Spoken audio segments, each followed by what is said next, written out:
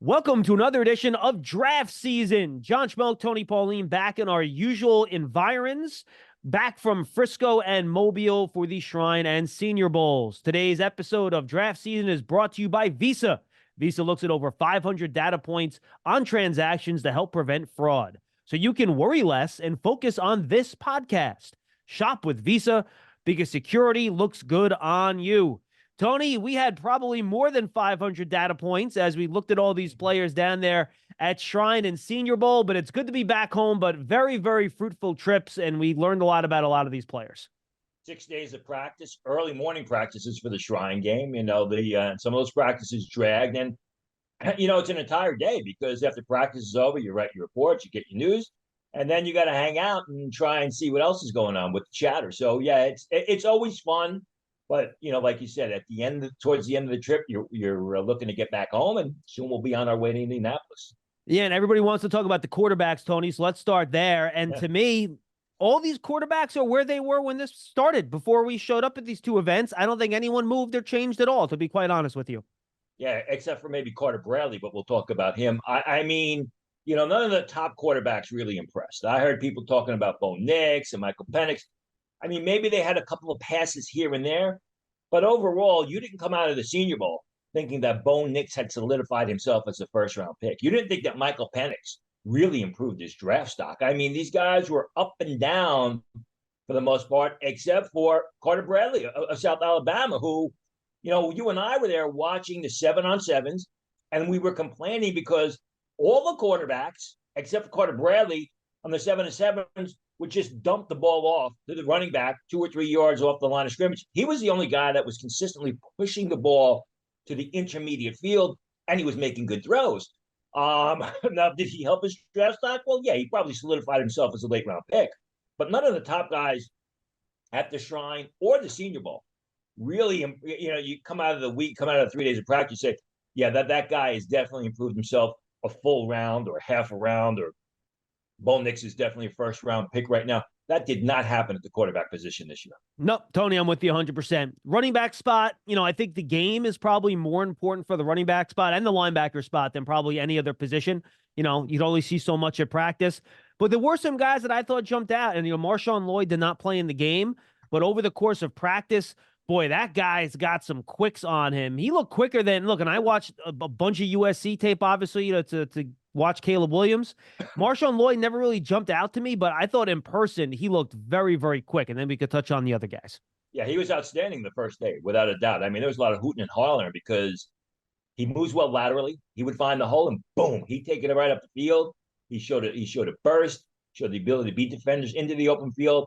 I don't think he carried it through all 3 days, but I think he showed enough as during that first day of practice to get a lot of people looking at him in a running back class where we really don't know who the number one running back is or where the first running backs are going to go, because it's a mishmash of solid but not great prospects. I mean, you're looking at this running back class where it's probably going to start players to start to come off the board somewhere in the late part of round 2. I don't think Marshawn Lloyd's that is going to go that early, but still his performance in a class of nice but not great running backs, I think, really helped himself. Yeah, look, I think his whole class is part-time backs, right, Tony? No one's a 18 to 20 carry type of guy, and those guys, don't really exist anymore anyway. But, the guys that can play roles, and I think Marshawn Lloyd shows that he can be that elusive speed back. And there were 3 other guys that I know you think did pretty well, starting with one of the few small school guys that actually made it to Mobile. Yeah, Dylan Laub of New Hampshire. Now, he's more of your all-around back. I mean, he was good carrying the ball, showed the ability to get around the corner, get around the perimeter, caught the ball very well. You go back to his history at New Hampshire, he was an exceptional return specialist. So I think Dylan Laub, like you said, sort of your you say back up more of your situational role type of player. I think with his pass catching and what he showed with his foot quickness at the Senior Bowl, you're looking at a late round situational third down type back. Yeah, I'm with you. And then you also wanted to know Blake Watson and Deshaun Fenwick. Yeah, Blake Watson of Memphis, Deshaun Fenwick of Oregon State. Watson, I was listening to scouts and talking to scouts. They like him out of Memphis. And here's a guy who, like Fenwick of Oregon State, wasn't graded coming into the season. And now scouts watched him last season, he showed a terrific burst. I mean, terrific burst through the hole, excellent playing speed. He's a guy that's definitely on the scouting radar as a potential late round pick. Same thing with Fenwick. I mean, Fenwick had great footwork and superior quickness, shows the ability to create yardage. And again, another guy, smaller back, but he hits the hole and he's gone, like Loud, even like maybe Marshawn Lloyd to an extent. These guys are situational role players that teams are going to look at in the very late rounds. Now, Fenwick and Watson, just so people understand, they were at Shrine. Yeah. Two other Senior Bowl guys that I want to bring up real quick. One is Rasheen Ali, Tony, who had to leave. Unfortunately, he tore his bicep. I think it was on the first day of practice. But when he was out there, I thought he showed up as a receiver. I thought he was pretty impressive. He measured in a 5'11", 204, one of the taller running backs in there. They had five backs there that were six backs that were sub 5'10". And then I want to ask you about Cody Schrader, who was probably the most accomplished running back there in terms of, production over the course of the year. In Missouri, over 1,600 yards. He caught 5 passes in the game, and I think that was a goal for him to show he could be a receiver, and I think he did that at least in the game. But you're just not wowed by his juice watching him carry the ball. And that's the thing is, in the lead up to the Senior Bowl, I kept hearing from his team, he's fast, he's going to run well, he's fast. And when you hear that, you know that they're concerned about the speed. And he really didn't show it. He also runs with a bit of an upright style, which is not good. Great story. Tarleton State transfer, did a great job at Missouri this year that beat Ohio State in the Cotton Bowl. Had some upsets. But again, it's a projection. And while he did very well in college, he doesn't project all that well to the next level, maybe a late round pick. I think the injury that you mentioned with Ali, that really hurts because he's probably going to, if he's drafted, it's going to be very late. The rest of the pre-draft process is on the shelf for him. And he is an explosive back. He's a guy at Marshall. You watch him picks up big chunks of yardage consistently from the line of scrimmage. Yeah, no question. All right, let's jump over to wide receiver here, Tony. Let's start with the Shrine game where you had a trio of Washingtons, a Johnson, and a Stoops that really impressed you, along with a Tip Ryman. Yeah, and Tip Ryman was the tight end from Illinois, but and there are different types of receivers. I think last year when we saw Jordan Addison, who was 6'1", barely 180 pounds, ran a 4.51 at the combine, didn't run his pro day. And we've talked about this a couple of times. You're starting to see a change in the receiver position where they don't care if you're 6'2", 215 pounds and went out for the contested throw. They don't care if you run 4.32. What they care about is your route running. You got to be super quick, and you got to be able to separate through your routes and come open. And that's what the three Washingtons, Malik Washington of Virginia, Casey Washington of Illinois, who was not graded by scouts coming into the season, Taj Washington of USC, Drake Stoops, the son of Bob Stoops at Oklahoma. These guys during Shrine Bowl practices were uncoverable. I mean, you could not, the defensive backs were basically doing pirouettes on the field, trying to stay with these guys out of their breaks, and then they caught everything. And then what was equally as impressive is, they quickly turn it upfield and they show the ability to create yardage. So they're not the biggest guys in the world. They're going to need space to work, but it's impossible to cover these guys out of their routes, and that's what the league wants. As far as Cornelius Johnson is concerned, we both watched him. He's a bit of a long strider, but he ran much better routes than what anyone thought. He's a terrific pass catcher in the sense that he consistently extends his hands to make the reception away from his frame. He's big, so he can went out for the contested throw, and he also did a good job blocking downfield. So I think Cornelius Johnson, who kind of fell off the scouting radar, people expected him. He got a high grade coming into the 2022 season. As we talked about numerous times on the show, I mean, Michigan didn't throw the ball all that much. They didn't need to with that offensive line, that running game.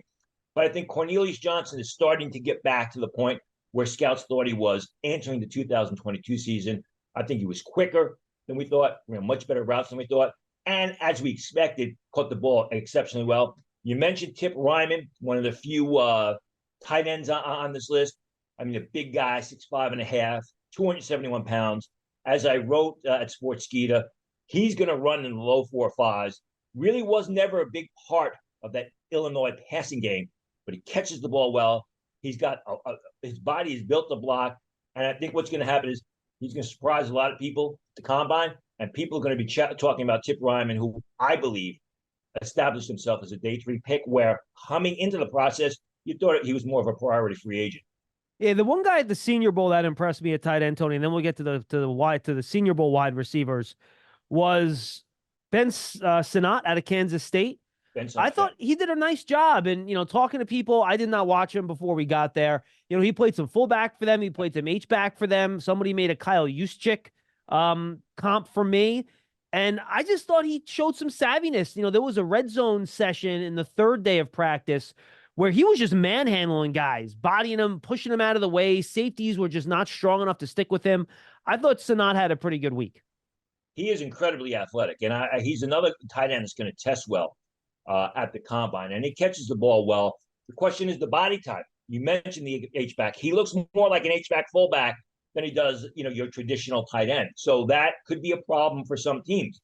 But as far as the athleticism and the football skills, I mean, the guy has improved every year, and you're right. He did show a lot of flashes and a lot of ability at the Senior Bowl.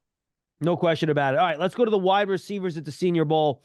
The two guys you wanted to mention, and I'll get to a couple from me, is Johnny Wilson, who's obviously the wide receiver from Florida State, who we'll see if he stays at wide receiver, a very long player, over 6'7" is what he measured in at. And then Roman Wilson, who unfortunately had to leave due to injury midway through the week, but he was basically uncoverable all over the field. Yeah, Wilson, it's going to be interesting watching Wilson. I mean, do they move him to a move tight end position? You mentioned he was 6'7". He's also like 236 pounds. Yeah, that's a good point. But the fact is, he caught the ball exceptionally well at the Senior Bowl. I mean, consistently extending his hands, catching the ball away from his frame, and that's what you want to see. You want to see good football fundamentals at every position, and he did it well. And I mean, he won out for the contested throws.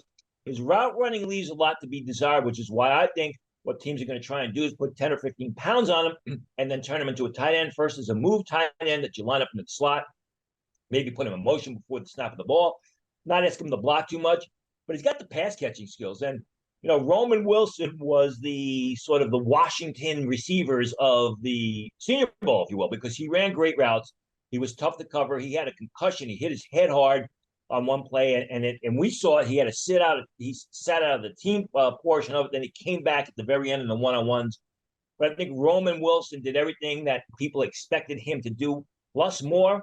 And I think he's established himself, or at least cemented himself, as a third-round choice. Yeah, I'll throw a couple of names out there. Ladd McConkey, I thought, showed off his route running again. We'll see how he tests. That's going to be big for him in terms of where he goes.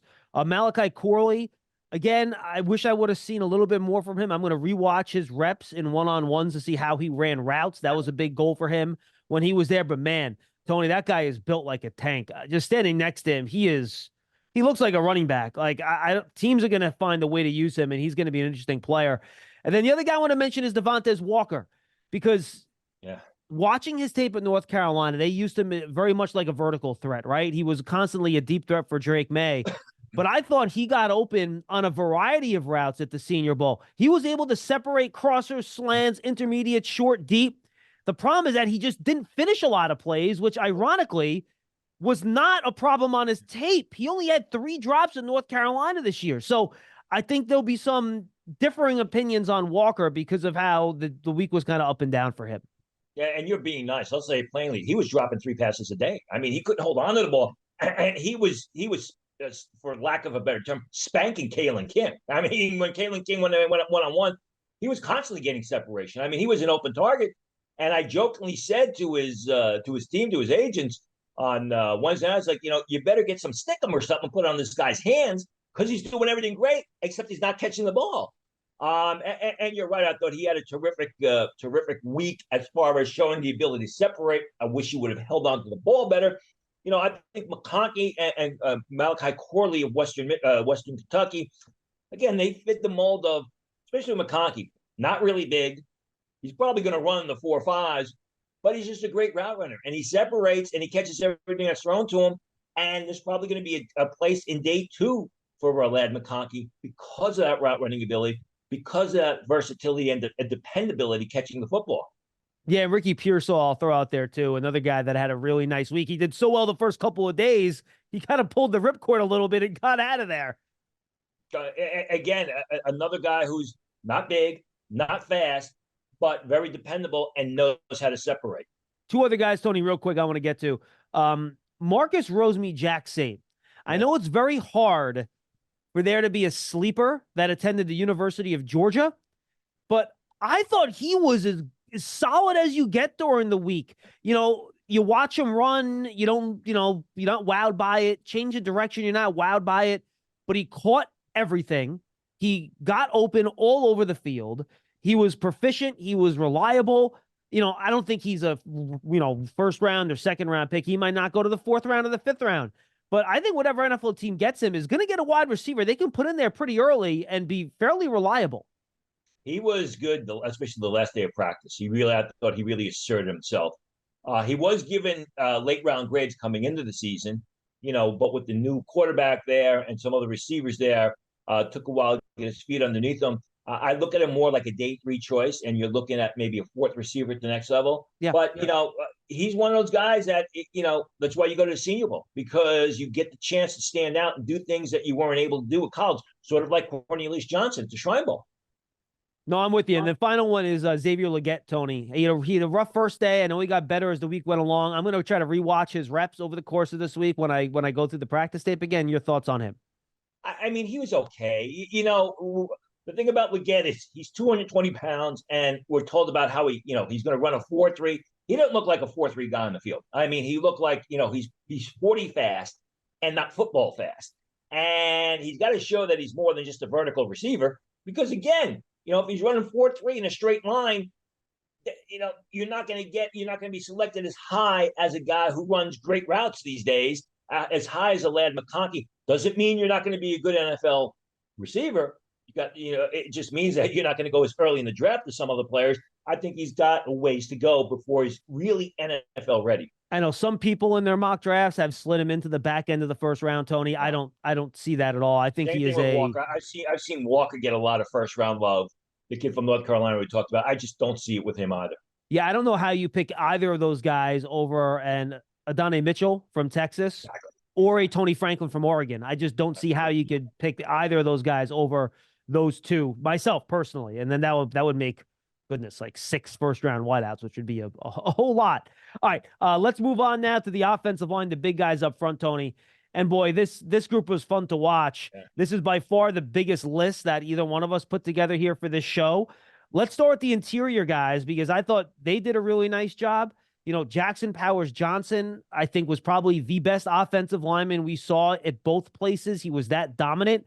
Unfortunately, he had a hamstring injury that he came into the week with that he aggravated. Good for him playing with it anyway.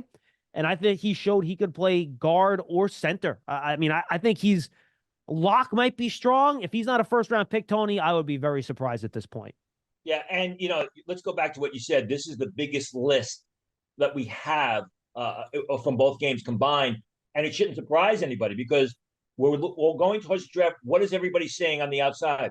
This is a terrific offensive line class. This is a terrific offensive line class, and we saw that reflected at Shrine practices and Senior Bowl practices.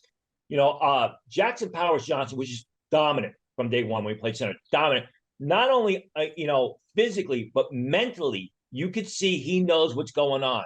He played center. He did a great job quarterbacking the unit. The thing about him is he's strong at the point, but he's able to get out to the second level. He moves well on his feet, even with that bad hamstring. I went up to his team afterwards and I congratulated him. I didn't see the guy lose a rep. I did not see the guy lose a rep. Me neither. And I agree with you. Unlike Bo Nix, his teammate at Oregon, who had to come in here and do certain things to cement himself as a first-round pick, I think Powers Johnson did exactly what he needed to do to cement himself in the late part of round 1 for a team that needs an interior offensive lineman, like you said. Could play center or guard. Played guard in 2021. Played right guard at Oregon in 2021. Did a terrific job. Then took over at center this year and was terrific. So I think he leaves Mobile, even with the hamstring injury, even with the fact that he didn't practice 3 days, with a first-round grade. Yeah, look out for the Dallas Cowboys at the end of round 1 there. They're picking 24th. Tyler Biotish, their starting center, will likely leave. And they can always move Tyler Smith out to left tackle if Tyron Smith retires. I could see that being a fit for Dallas late in that first round. Isaiah Adams, Tony, I'm happy you had him on your list. And I'll talk about him individually, because I had a chance to talk to Jim Nagy on the Giants Huddle podcast. So that'll be airing later in the week. You guys should go check that out. And he said he interviewed great with teams. When he talked to teams, who are your best interviews, he was constantly in their top 3 or top 5. But then you look at what he did on the field. He had to play tackle his last year at Indiana, kind of out of position. When he took guard reps, he did not get moved around. And I think that's what kind of stuck out to me. A lot of these guys in these one-on-one reps, Tony, they're going to get pushed back into the lap of the quarterback. But at 6'4", 316, he was solid as a rock. Guys were not moving him.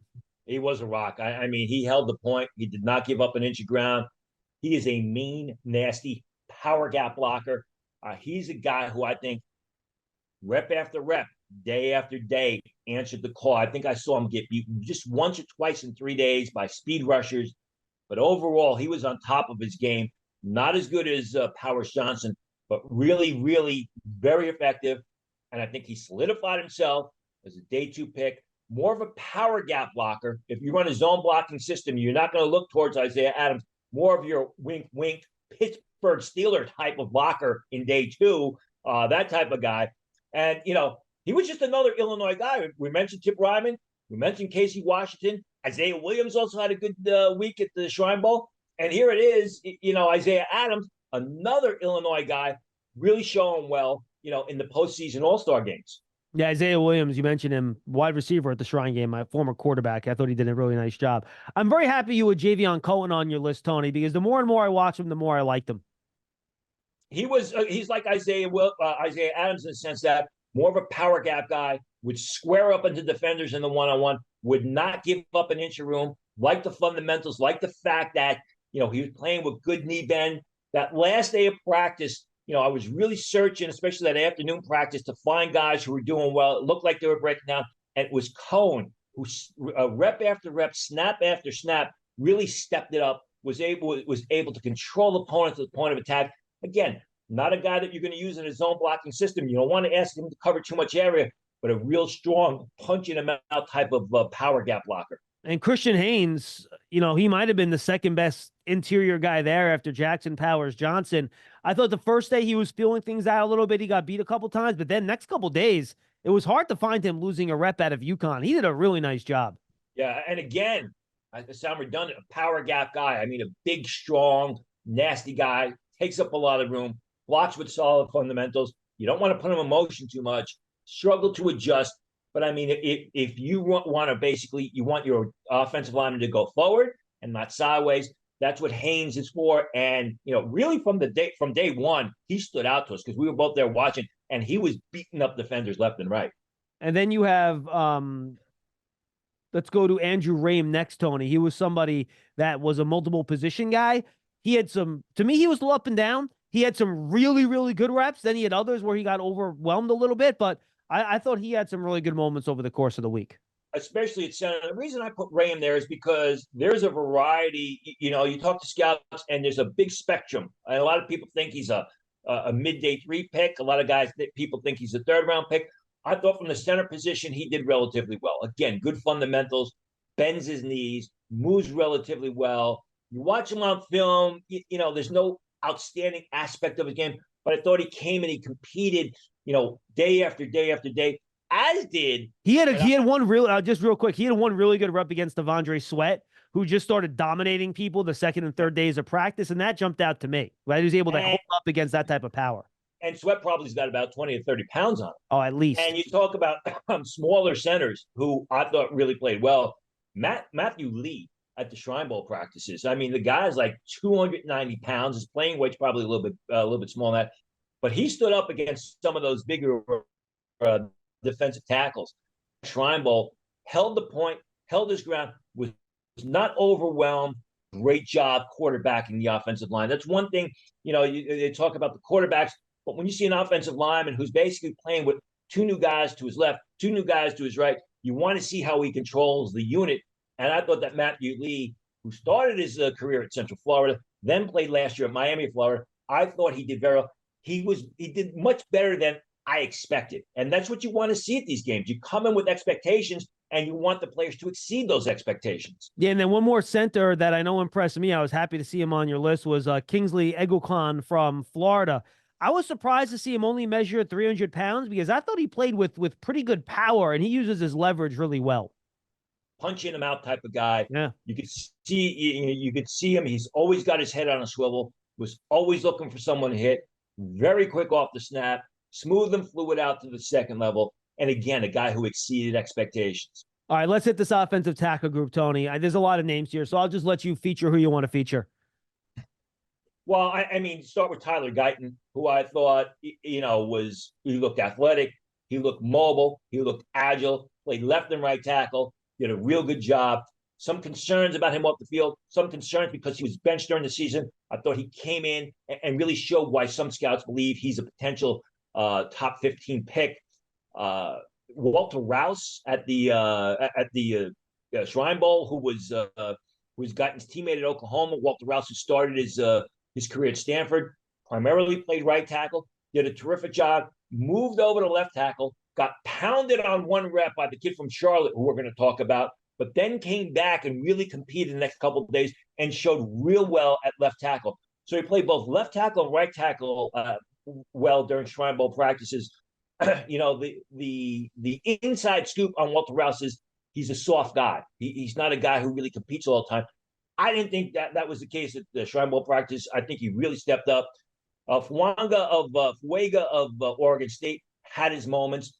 Wasn't consistently as good, I thought, as Tyler Guyton, but also looked really good. And he was right tackle only, too, we should point out. Correct. Who else I got on the system? It's funny. Yeah. I forgot to ask Nagy about Fuanga. But yeah, look, I think he only practiced 2 days. I thought he did a really nice job. The body, Tony, does scream guard. I understand why some people look at him and they say, all right, that guy looks like a guard. But I didn't see anything in practice that makes me think he can't be a tackle in the NFL. I'm curious to see if any NFL teams think he can move over to the left side. Strong and moves very well. I thought get the kid from Kingsley Biguan. Wow, Joe, I butchered his name. Kingsley Suamataia. Thank you. Why do I got a different name here? I thought he played well, especially early in the week. I mean, it would seem to me what was happening was a lot of these guys who, some of them hadn't played football for a while, some of them are banged up. They really came out of the gate hot, and by Thursday they looked a little, like they were a little petering out, and the injuries caught up. I thought he did very well. Christian Jones of Texas, I thought he also had his moments. He's tall, he's got growth potential, he moves relatively well. Was a bit up and down, but I thought he was better than expected. And he was also right tackle only. He played a couple guard snaps, which I don't think went that well for him, but I thought the right tackle snaps went okay. Javon Foster, I thought was interesting. Yeah. Clumsy is maybe the wrong word, but he didn't look the most coordinated at tackle, but he's big and he's long, and I thought he got the job done more often than not. And that's his MO. I mean, if you watch Missouri, he's a guy who's not always on balance, but when he's on balance, he's strong, he moves well, he blocks with solid fundamentals, and he's got a body that's just going to get bigger and stronger. So if he can get that portion of his game, figured out, which is an incredibly important portion of his game, the balance, I mean, he's got starting NFL potential. Two other guys I want to mention, Tony, real quick, before we move on to the defensive side of the ball. One is Jordan Morgan. Curious to see what you thought about him. Measured in just under 33-inch arms. I thought he had some issues at tackle throughout the week. He did not take any reps at guard, which I'm sure NFL teams would have liked to see. But I'm sure he doesn't want NFL teams to think he's a guard, so he decided not to do that, not surprisingly. Your thoughts on Morgan? I thought he struggled all week, and it's a short arms. I saw him get pushed back in the pocket on a number of occasions. I saw him get run over. I saw some good reps, but I saw a lot of things that concern me. And I said to his team, I was like, you better ask him, you better ask the scouts and the coaches to move him into guard because he's mobile, he's athletic, and he looks like he needs a running start. Now, that being the case, there were some teams that I spoke with that like Jordan Morgan more than Tyler Guyton. And I guess it depends on the type of system that you run. If you're running a zone blocking system where you want your offensive lineman to move vertically as well as forward, you're going to like a Jordan Morgan because he's got that ability. And I agree with you. I think the arms that are under 33 inches are really going to kill his chances at left tackle. But I've always thought, his best position is at guard in his own blocking system. Visa uses advanced AI to help stop fraud. So Brie can be all slurp, no worries. Yum.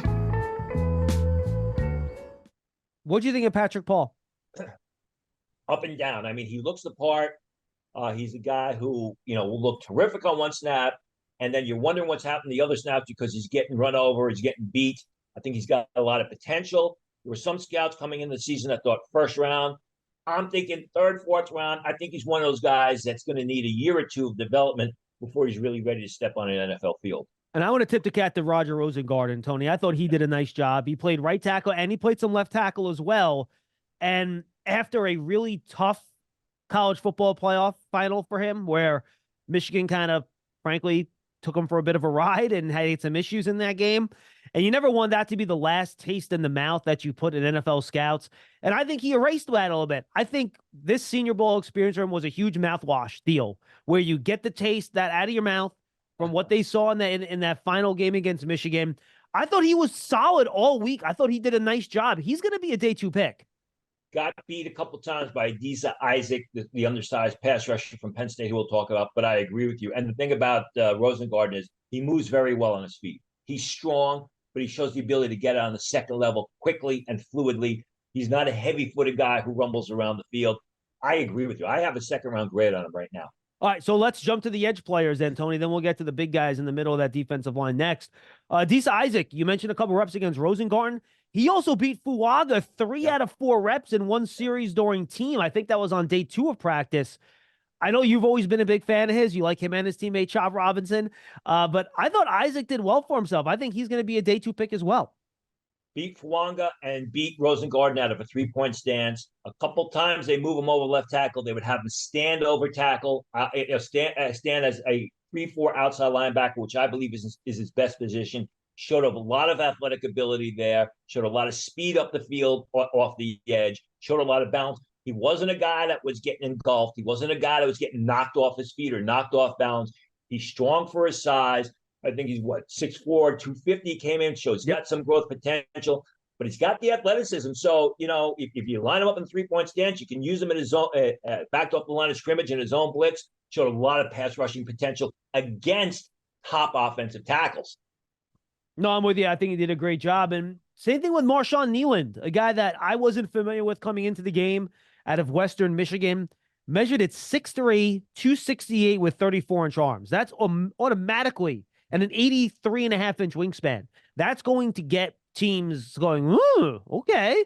And then you watch him play and you're like, wow, this guy's a really good athlete too. He was probably the most explosive edge rusher we had there. I thought Marshawn Kneeland did himself huge favors. He's going to be a day 2 pick as well. Yeah, very athletic, moves incredibly well. He's got to get a little bit stronger, 6'3", 260 something. He better run really fast if they're going to stand him up over tackle. Otherwise, he's going to be defensive end in a 4-man front. But again, he didn't have great pass rushing production at Western Michigan, but you saw those flashes. You saw the ability to get up the field off the edge. You saw the ability to change direction and move down the line of scrimmage in pursuit. So you saw that athleticism on film, and we saw it firsthand at the Senior Bowl practice. You liked Jalen Harrell from Michigan. I thought he had his moments. Again, primarily standing over tackle, which is what he did at Michigan. Gets a lot of force up the field, gets a lot of speed off the edge. Don't know, third, fourth round, but I think he's a guy that you're going to use early in pass rush packages, sort of your pass rush specialist as he develops a complete game. I thought he showed a lot of athleticism, a lot of ability to get up the field. 2 of the bigger name edge players there, Latu, Tony. I thought the athleticism, much like on tape, doesn't blow you away, but he just won. He just kept winning. Hands, moves. He was a technician. And then I want to throw Chris Braswell in there too. You could talk about both these guys. He's a guy that I loved his edge rush and his speed, his athleticism. I thought he came into this week with one plan, and he kind of confirmed this for me when I talked to him, and go check it out again on the Giants Huddle podcast, on an interview podcast from late last week, that he wanted to show his power this week. And I think he went out of his way to show that I can bull rush, I can hold at the point of attack. I'm not just this speed bendy guy. I can win with power. And I think Braswell went out of his way to show that, even if that meant maybe he wasn't as dominant in some of those one-on-one drills. And that's fine, but the thing, I think the difference between Braswell and Latu is Latu showed a lot of agility. He showed the ability to go outside, go inside, get down the line of scrimmage. Braswell was basically up the field type of guy, and we know he can get up the field. Want to see him, he's got to show that versatility to back off the line of scrimmage and play in space, which I didn't really see him do. Maybe I missed it, because if he Can't do that. That's going to depress his draft stock because teams will say, well, he's either one-dimensional or we're going to have to try and teach him to do this, and he's not going to come into the league ready to do this. That's why Braswell's a day 2 pick, and the 2 is a first-round pick. I'm with you. All right, let's go to the rest of the edge players here. A bunch of Murphys at the Shrine game, Tony. You could talk about all the Murphys. There were many of them. And then a couple other guys that you like from that Shrine game as well. Well, Gabriel and Grayson Murphy of UCLA, they were kind of trading days. The first day, Gabriel was good. Grayson was good. The second day, Gabriel was good. And they did it both out of a 3-point stance and standing over tackle. Both guys are very athletic. And Iabi Okoye, say the name for me, John. Iabi Oki. Thank you. Iabi Oki from Charlotte, who previous to that played at, where was he? Michigan. Previous to that, he was at Tennessee Martin. Previous to that, he was Alabama.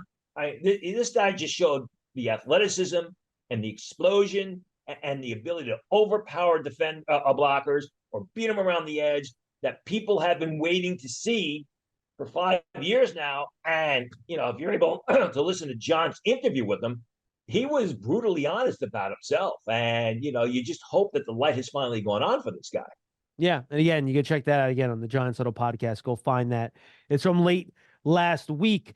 All right, let's go to the interior guys here, Tony. And I'll put 2 guys into the same category just because they're similar body types in the way they play, though their paths are a lot different and their tape is a little bit different. Braden Fisk and Michael Hall. Hall, who is very inconsistent at Ohio State. Unlike all those other Ohio State guys, he went back. He did not. But he's undersized, just 280 pounds, but he was getting upfield and winning with quickness all week. And then so was Braden Fisk from Florida State by way of Western Michigan.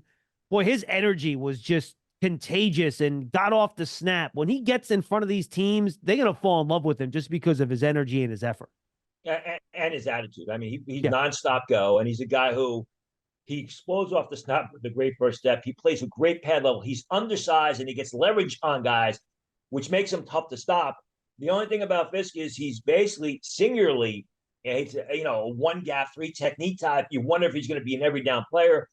Michael Hall at the Senior Bowl is reminiscent of the Michael Hall at Ohio State that we saw in 2022, where you come up to 2022 film and you're like, hey, this guy's potentially a late first-round pick.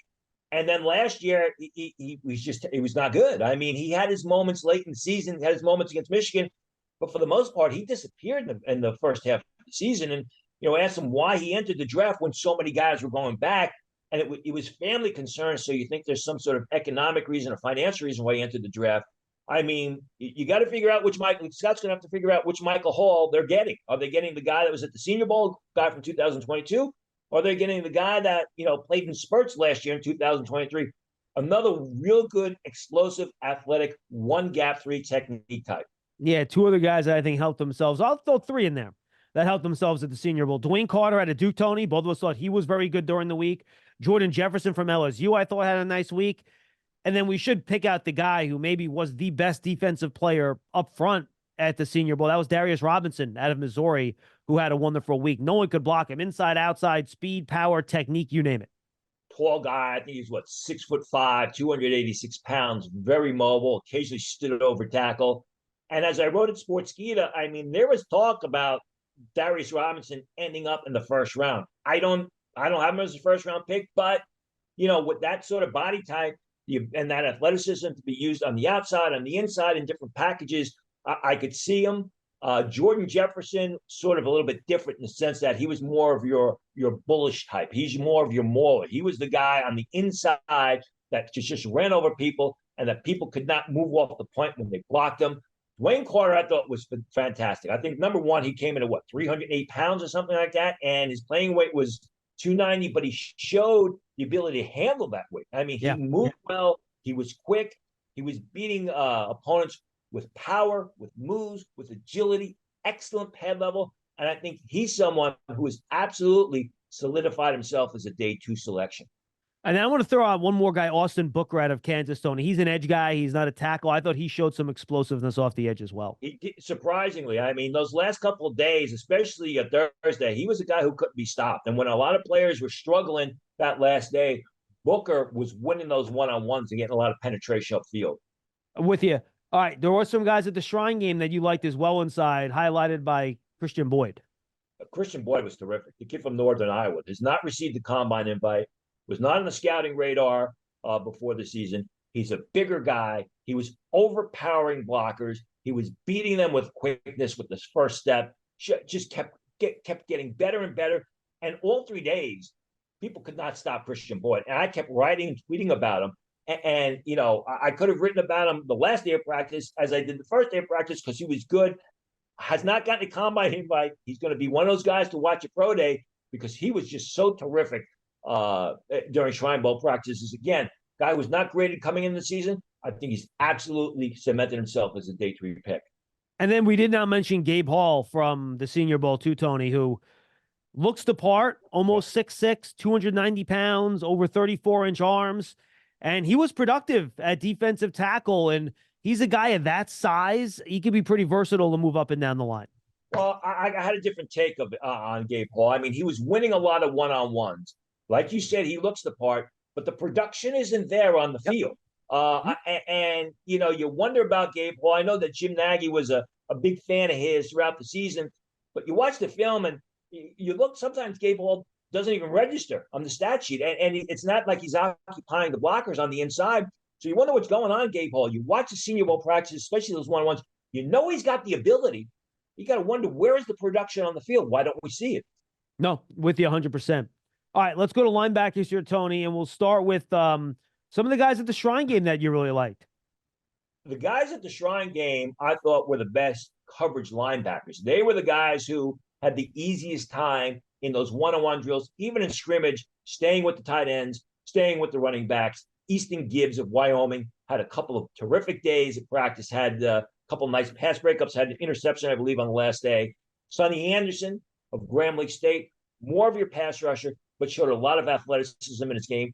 Dallas Gant of Toledo, by way of Ohio State, also showed a lot of athleticism and some ability to cover. You know, the one thing that is really exposed in these drills during practice with the linebackers and the safeties, you know, can you move backwards? Can you cover? Because so many times we saw so many linebackers who looked like their feet were stuck in cement in the coverage drills. And you're like, that guy's a 2-down linebacker, 3rd and 5, 3rd and 6. You got to take him off the field. Not the situation with Easton Gibbs. No question. And then two guys that I think maybe did not have a lot of success doing those two things that you have marked off here is James Williams, who's a converted safety from Miami. He played linebacker at the Senior Bowl, and Curtis Jacobs, the Penn State linebacker that was at Shrine.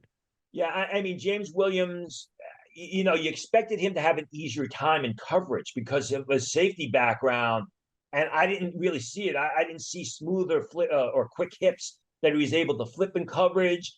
Obviously, it's a new position, but I thought he would have been better against the pass than he was against the run, and I didn't see it. And Curtis Jacobs, I mean, listen, I've been a big Curtis Jacobs fan for 3 years. He entered the draft, he entered the season with potential first-round grades, and he's kind of fallen off the map. I mean, he really was not at the Shrine Bowl. You expected him to really step up the way we saw, say, Steel Chambers of Ohio State a couple times. But really, I mean, he's been very quiet, not only at the Shrine Bowl, but really through the 2003 season. And he was someone who considered entering the 2023 draft, where he would have been a day 2 pick. It's going to be very tough for Curtis Jacobs. I like to end up in day 2 of the draft. And two linebackers I want to mention, Tony, from the Senior Bowl that I thought flashed a little bit. One was Peyton Wilson from North Carolina State. Now, unfortunately, he got nicked up at the end of the week, which has been a consistent feature of his college career. Yeah. So he couldn't finish the week. And then I like Cedric Gray out of North Carolina. He had a couple pass deflections in the game, and I thought he was good in coverage throughout the week as well. Yeah, I mean, you know, Gray he's probably going to be a middle linebacker, inside linebacker, but he's more of your typical 4-3 weak side, traditional space linebacker, which is kind of fallen off the map. But he's a smart guy. He goes sideline to sideline. You know, Wilson, you said it, and I talked to North Carolina State people at the Shrine Bowl, and they told me right out there, like, yeah, the medicals are going to be a big issue for him moving towards the combine, where when you look at the film, you're looking at a day 2 pick, potential late first-round pick over his career. But those injuries, which have been pretty significant in the past, have just piled up. And they're going to be a major red flag during combine medicals, combine interviews, those sorts of things. All right, let's go to the defensive backs, and let's start with one guy that really jumped out at us at Shrine Game, Tony. And you can mention anyone else down there in Frisco that you like, but that was Quantez Stiggers, who did a really nice job. He's the Canadian player who hasn't played college football, became ineligible. He had to leave college because his father passed away tragically. Ended up playing in a professional league, couldn't go back to school. He played with the Argonauts last year, and he had a nice week down there. And then Jarius Monroe had a nice week too, and he played well in the game. I thought Quintez Stiggers probably helped himself more than any prospect in any of these games because you really didn't know too much about him. Yeah, there was the Canadian film. And, when we spoke to Eric Galco at the Shrine Bowl, he told us that NFL teams kept inquiring. They wanted to sign him as a free agent, but the league said, no, he's got to go through the draft process. And this guy was dynamite every day, Shrine Bowl practice, Saturday, Sunday, Monday. He was shutting people down. He showed the ability to stay downfield with them, did a great job making plays with his back to the ball, getting his head back around, tracking the pass in the air. I mean, he was your shutdown corner, as people like to say, and he was that for 3 days. Now, obviously playing in the CFL, he does have some professional experience. I think the only way Stiggers doesn't end up in day 2 of the draft is if he lays a duck at the combine and he runs in the high 4.5. But he was a guy who, I even mentioned it on Twitter. He just blew me away day after day after day. It wasn't a couple of plays. It was almost every single snap with Stiggers. Yeah, it was the consistency. It was just he never got beat. He just never got beat. No. And Monroe, I thought, played very well the last day of practice. We watched them. They were moving in between corner and safety. He looked a lot more comfortable at cornerback. His position in college showed a lot of solid ball skills. With Monroe, it's going to come down to the 40 time. And when you interviewed him, he seemed, people think I'm not going to run fast. We'll see what he runs. But he knows it's an issue, and he knows it's a question that he has to answer. But still, a competitive guy who I think is going to be real good at dime packages to the next level. All right, let's go to some of the other players. And Quinion Mitchell, Tony, at the Senior Bowl, only played a couple days. But, with him, Jackson Powers Johnson, Darius Robinson, which one of those guys was the best player there? Whatever, take your pick. But he was certainly in the conversation. We wanted to see him play press. He played press down in Mobile, and frankly, nobody could really catch many balls on him except for one Roman Wilson one-on-one when he slipped coming out of his break. Otherwise, Mitchell was wonderful, knocking balls away, being sticky in coverage, and grabbing an interception or two as well. He checked every box. We talked about some of the receivers that people have in the late first round. I came into the week saying if Quinion Mitchell has a good week, he needs a good week to cement himself as a first-round pick. I think he's absolutely done it. And I think he's moved up draft boards. And I think he's going to be one of the first 3 cornerbacks selected late in round 1. He was that good. And if you go back through Senior Bowl history, quarterback, offensive tackle, pass rushers, and cornerbacks, if you have a good week at the Senior Bowl at cornerback, you're really going to elevate your draft stock. And that's what Mitchell did. Like you said, that one play against Roman Wilson slipped out of his transition. Roman Wilson also slipped. They called it a catch, but it probably wouldn't be a catch on NFL standards. But he was shut down every single snap.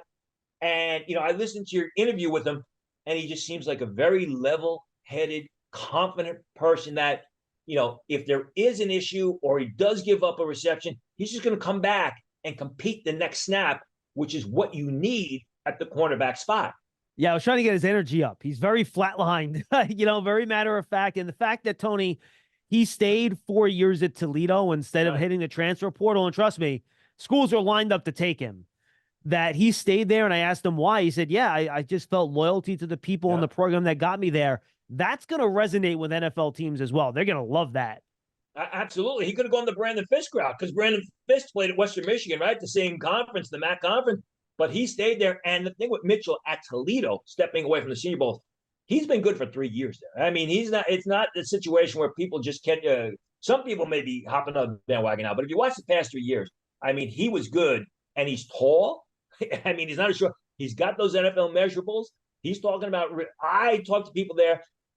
What did he say to you in the interview about the combine? He wants to set records. We'll see if it happens, but obviously he's expecting a lot of himself from the testing portion at the combine. All right, what other DBs jumped out at you, Tony? I thought Evan Williams, the 2 kids from Oregon, Evan Williams and Kyrie Jackson, played very well. Evans, the safety, one of the guys last day, made a couple nice plays in the red zone. Kyrie Jackson, I mean, he's got safety size, and he just beat down opponents. A guy who wasn't graded coming in the season, an underclassman that took advantage of the fact that now the league is allowing underclassmen to play in these games. I thought he did very well.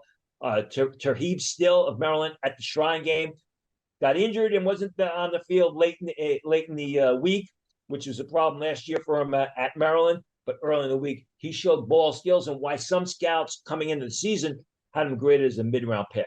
I know a couple of guys you didn't think necessarily helped themselves, Tony, and poor Kalen King. Yeah. I don't know what happened to him after his previous year in school. I loved his tape last year. I thought it was really good. And then this year, he just didn't look like the same guy. And then even Tony, when I talked to him, he didn't seem like a kid that had that confidence you need a cornerback to be successful. So he had trouble covering guys here at the Senior Bowl. He needs to, I don't know if it's mental with him or what, but he needs to figure out what's gone wrong for him over the last year or so. Yeah, and his draft stock has taken a major hit. And he even admitted to you in that interview that he's not playing his best football. He came out and he admitted to you. I mean, I was not as high on him coming into the season as a lot of other people. He struggled during the season. He got hammered by Marvin Harrison Jr. in that Ohio State game, and he got hammered at the Senior Bowl. Couldn't stop anybody. I mean, Quintez Walker was beating him left and right, as we said early on. Just couldn't stop anybody. I mean, I think right now, people were talking about Kalen King as a potential first-round choice. I always have him in the bottom half of round 2. Right now, I got a 5th-round grade on him because, doesn't matter the size, and he's, 5'11" and change. Doesn't matter the speed. If you can't make plays with your back to the ball, and he can't, and you're getting beat by by receivers through the route separation, and that's what we saw. Where do you play at the next level?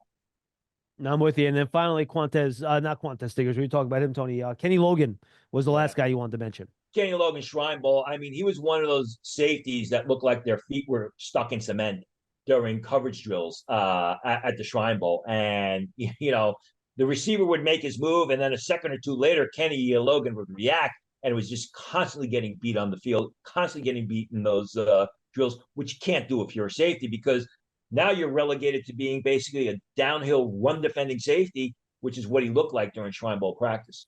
All right, Tony, let's wrap this up here with this, and we'll figure out what our content's going to be the next few weeks. Next week, we are going to have our show. As always, guys, we'll come your way every Wednesday. We record on Tuesdays, post on Wednesday as we get ready for the draft. So what's the next 3 weeks like? I know NFL teams pivot to combine prep now, and then they're doing free agency meetings as well. So this is a little bit of a break now as the front offices begin to focus a bit on free agency.